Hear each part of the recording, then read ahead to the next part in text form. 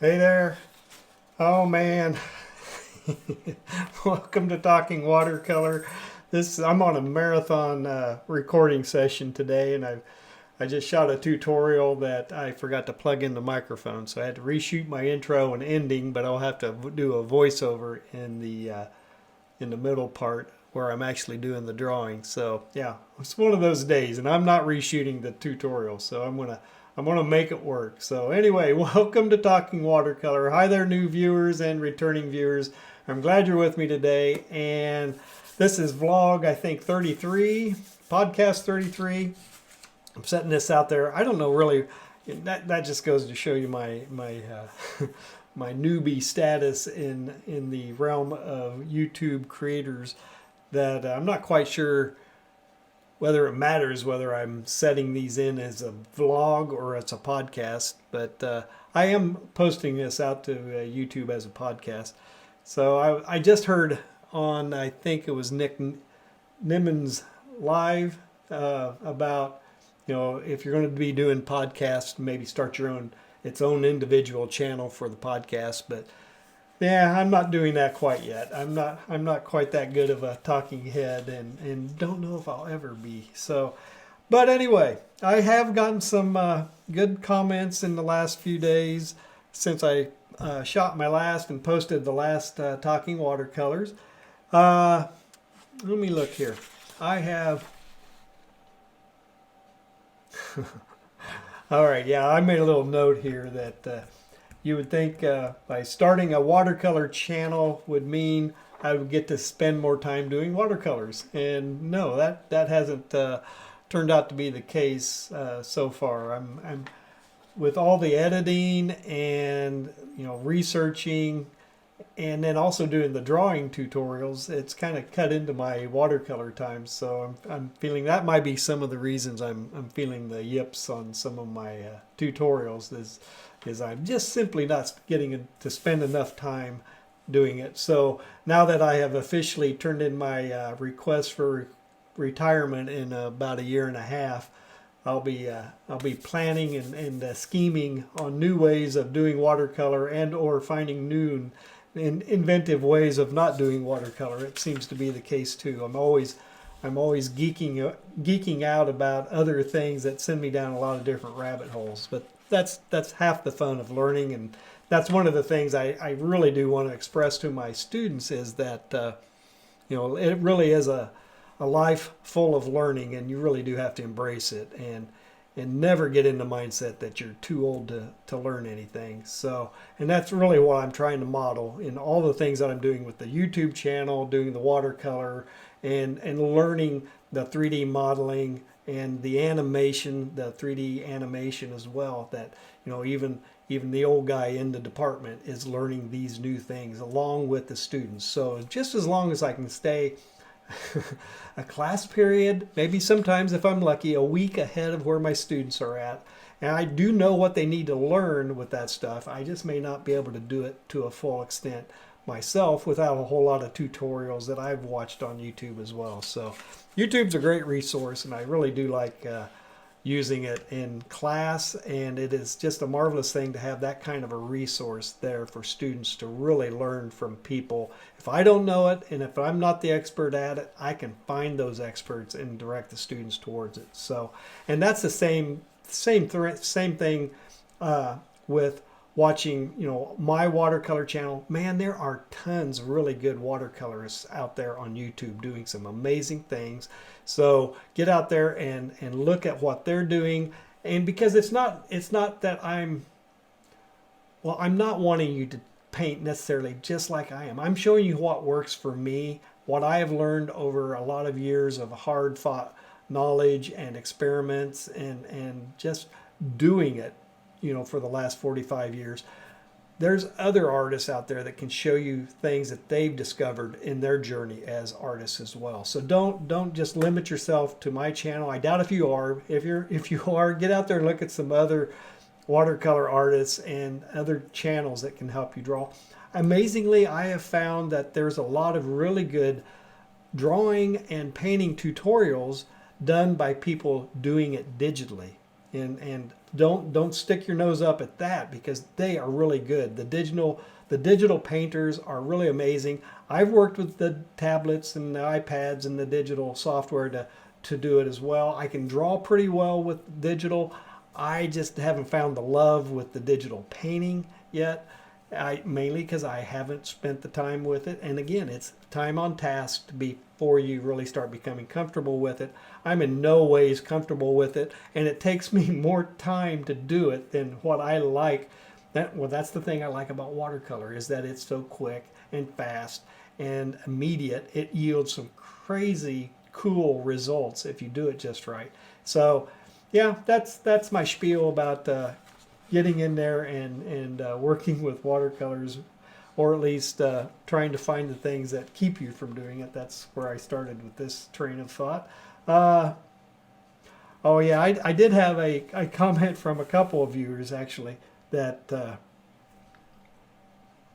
yeah, I can show these tutorials, get them out there for everybody to watch and see. But some people, they just, well, essentially they're saying we're not all talented, right? You can let me watch this however many times and it's still not going to sink in, but it will. That's the thing that I have learned over the 27 years of teaching in higher education, because I was that precocious little pill. When I was a kid, I could draw at an early age, or it made sense to me, and I was always drawing. But I didn't paint anything until I was my freshman year in high school. And then I went to college and struggled through the lack of any kind of decent instruction when I was in college, and then became a professional designer and really started picking things up as my career continued. And then even as YouTube came onto the scene, I then finally had some exposure to even broader artists and their skill sets. But I do know from a fact that I've taught kids who haven't done any art at all in high school all the way up until college, and somehow they wind up in my classroom and they want to be creative. They want to start their creative journey. They want to be designers. They want to be studio artists, whatever. They have taken my classes and I've taught them the foundation skills that, as long as they commit to the work and practice and develop a good set of routines to understand that it's a process, it's a road to mastery, which I did talk about in my last episode of Talking Watercolor, the video about mastery. And I need to get that book. I did put the link in the description in my last Talking Watercolor, so get out there and check that out. But it is a learnable skill, all right? It's just a matter of how much you work to develop those skills. And the more you work at it, the more creative you get. It's an exponential growth. So it might be that real slow improvement, and then it just goes up as you layer that knowledge on top of each other. And each little dab of information and skill that you gain from your practice and your work will ultimately lead to some really cool results. You're going to be developing your own style, and the things you like drawing, the things you want to do, and the things you want to achieve. You're applying all those things that you want to do, and all the things you have learned to reach that end point, that end result in what you're trying to create. So, anyway, let's look here. Oh, I did have a comment. I did see that I've seen several of these comments about, drawing from life is good. Yes, it is good. It's a lot of fun to draw from life, to have a model or go out into the environment and draw plein air, things like that. But it's not the only way. You can draw from reference. I know I've seen teachers and instructors in the past, they'll go bananas with the thought of working from a photograph, and depending upon what type of course it is, I can understand why they might want to do that. But it's, you can learn to draw using photographic reference. You can, using certain styles. We had the rage, and it's still a pretty big thing with a lot of students, is, they learn to draw by drawing anime or manga and stuff like that. So it's all a very stylistic way of drawing, and it's sometimes hard to break the students out of their style that they learn through a lot of hard work and they can draw those things very well. And I've really seen the biggest issue with my summer class where I'm teaching hand-drawn animation, cell frame animation, and those students will take my animation class and they're really good. They've spent a lot of time and they can draw those anime and manga characters, perfectly. They spend a lot of time and they'll nuance it and they'll draw very really hard and make it look really good. But when you get into animation, it's not about perfection. It's about capturing the pose as quick as you can and draw the least amount on the drawing to convey what it's doing in that 1/24th of a second that it's seen on screen. So sometimes that really messes up, and that plays with their mind as well, that all of a sudden they're confronted with a drawing style animation that is blowing their hard work and everything they focused on over here out of the water because it takes too long. You can't invest that much time into each single frame in an animation, especially in a 3-week course in the summer. You have to learn to sketch and draw loose, expressive, and move on to the next frame as fast as you can. So, but definitely you can learn. Learning how to be creative, learning how to draw, learning how to paint in any number of ways. So don't think there's a right way or a wrong way. It's just a way, and be open to another way when that comes up. So I think that's sometimes what instructors get frustrated with, is that they're trying to expose the students to a new way of doing something, and the students tend to resist that new way because they've had success with the way they spent so much time and worked on.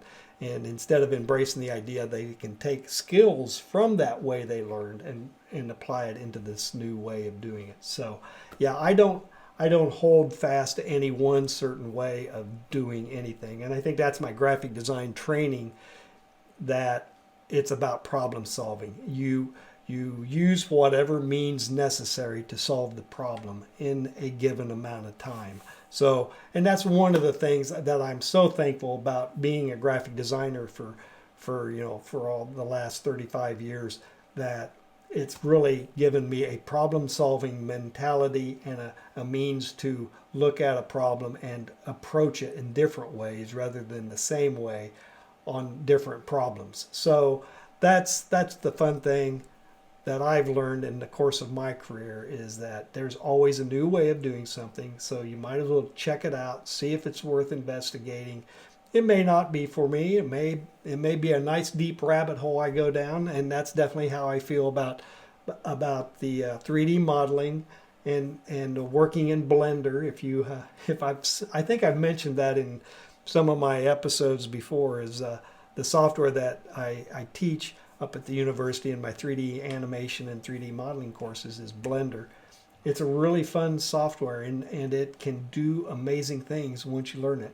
And if you think watercolor has a steep learning curve, that software is monstrous. So get in there. If that sounds interesting to you, get a good computer and download Blender, and you're going to be spending a lot of time trying to figure out how to model beer cans, soda cans, and then pretty soon you'll be doing entire environments and world building and that. So anyway, I have gone on for almost 15 minutes, so I really don't have anything else to talk about today. So I'm just trying to get a lot of things logged before the holiday. Next week is Thanksgiving, so I wanted to get a few new videos prepped and ready to go and drop while I'm out eating turkey. So if you got any value out of today's episode of Talking Watercolor, give me a like and a subscribe. Head over to Patreon, drop me a membership if you think I'm giving you enough value for that. And I'll see you next week, Talking Watercolor.